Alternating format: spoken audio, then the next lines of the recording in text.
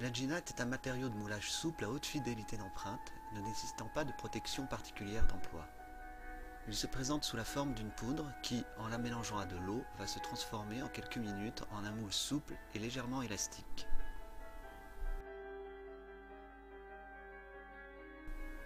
Pour mouler une main ou un pied, préparez un tube d'une largeur et profondeur suffisante pour que le membre à mouler ne touche pas les parois.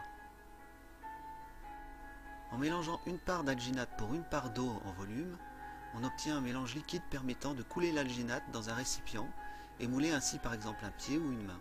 Les grumeaux éventuels ne poseront généralement pas de problème de fidélité d'empreinte, mais on veillera quand même à en retirer le maximum possible en mélangeant bien. Afin d'éviter d'enfermer des bulles d'air entre le modèle et le moule, on estampera d'abord le membre à mouler d'alginate. Cette vidéo présente l'alginate compatible avec le corps humain et donc principalement utilisée pour mouler des modèles vivants. À ne pas confondre avec l'alginate réutilisable qui n'est pas compatible avec le corps humain et donc pour mouler uniquement des objets. Pour une application en estampage sur le corps, on mettra davantage de poudre pour rendre l'alginate plus épais et lui permettre ainsi de mieux tenir à la verticale.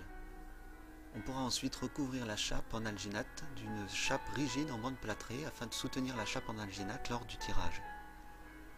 Pour mouler entièrement le membre, c'est-à-dire les deux côtés, utilisez de la bande plâtrée pour effectuer auparavant le muret de séparation des pièces du moule.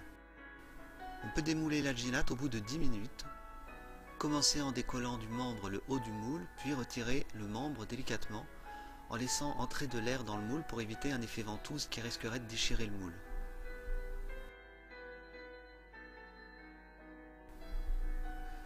On peut tirer dans un moule en alginate tout matériau ne craignant pas l'eau. On peut ainsi tirer du plâtre, du plasticrète, du silicone EC00, etc. Le moule sera détruit au démoulage de la reproduction.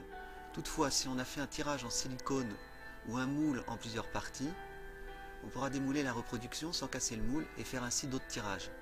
Néanmoins, le moule ne pourra se conserver que quelques heures, car en séchant, l'alginate va progressivement se déformer.